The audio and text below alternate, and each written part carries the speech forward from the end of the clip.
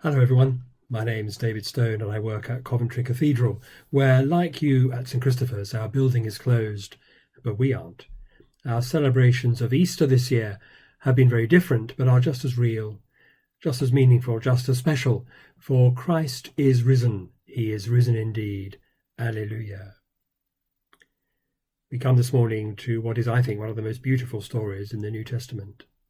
It's a story of transformation, as two people move from being downcast and depressed to being filled with the sort of joy and enthusiasm they must have thought they'd lost forever.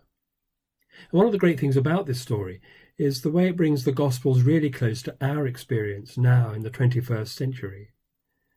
For in the Gospel stories, people don't usually have too much of a problem when it comes to recognizing Jesus. It's very clear who he is, from what he says, from what he does, from what other people say about him.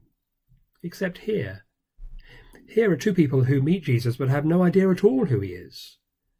And that's what makes the story so helpful for us. For even though they don't see it, Jesus is present with them throughout their journey. To begin with, as far as they're concerned, he's dead and buried. They don't expect ever to see him again. For them, Jesus is history. He's all in the past. He's all back then with no here and now. And that's clear from what Cleopas says. He expresses his firm belief that Jesus was a prophet, mighty in word and deed before God and all the people. He expresses his fervent hope that Jesus was the one to redeem Israel. He expresses his great disappointment that our chief priests and leaders handed him over to be condemned to death and crucified him. And he expresses the enormous confusion they feel at the clearly unexpected rumours that Jesus' body had disappeared from the tomb. He has almost everything, doesn't he? The bare bones of a really good talk about how wonderful Jesus is. The preaching and healing work that demonstrate that Jesus is the Son of God. The death of Jesus by crucifixion and the significance of that for the redemption of Israel. The resurrection backed up by the testimony of the apostles. All the pieces of the jigsaw are there. He has all the facts, and yet he lacks the one thing that links them all together, the certainty that Jesus is alive, that Jesus is real, that Jesus is for him today. A personal encounter with his living Lord. The ability to celebrate the present-day reality of the unseen Jesus for himself, a Jesus who is now as well as then. My guess is that Cleopas has many modern counterparts, people who have quite a few of the major facts about Jesus at their fingertips, but who haven't quite put them together, who haven't arrived at the reality of a Jesus who is alive and present with us now, not simply a great man from the past, but also the living Lord of today and tomorrow. Not just someone we know about, but someone we actually know personally for ourselves. That's what Jesus is going to give to Cleopas and his companion. And that's what perhaps we need to keep as our expectation that he will continue to give us. This wonderful gift of knowing him personally. Now, as Jesus responds to what Cleopas has said about him, he begins with the word of rebuke. The thing is that they wouldn't have been in the turmoil they are had they paid closer attention to the Bible. It's clear that the scriptures provide the key to this otherwise very confusing sequence of events that Cleopas has described so clearly.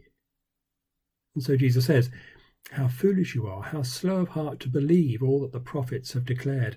Was it not necessary that the Messiah should suffer these things and then enter into his glory?" And then he takes them on an amazing Bible study. The way the scriptures show that the horror of the crucifixion, far from denying that Jesus was the promised Messiah, demonstrate clearly that that's exactly what he was, that a crucified Messiah is the only sort of Messiah there is. Had they looked more closely at the scriptures, they would have been able to make more sense of what was going on. And I think that's true for us as well. That in any situation, we have two choices. We can look at it from the point of view of our limited human understanding, or we can take a look from God's perspective. And there can often be a difference, sometimes a big difference. Cleopas has in mind a Jesus whose promising career was tragically cut short by an early death. But the Bible shows, the events of Easter Day confirm, that God has in mind a Jesus whose greatest achievement would lie in his death. Indeed, the death of Jesus turns out to have been the cloud with the biggest silver lining in history. And that teaches us to be very wary before we ever leap to the conclusion that God has somehow lost control of his world. For what appeared at the time to be such a great tragedy resulted in glorious triumph. You see, if appearances were deceptive back then, might they not be deceptive now, both in our lives and in the life of the world around us? And isn't that what trusting God is all about? Hanging on to the conviction that he knows what he's doing, when everything around us screams out that he doesn't. That's one of the reasons why the Bible needs to remain at the heart of what we do together. It's the Bible that gives us a window of how things are seen from God's point of view, helping us to overcome the pollution of ignorance and unbelief by making clear how God sees things.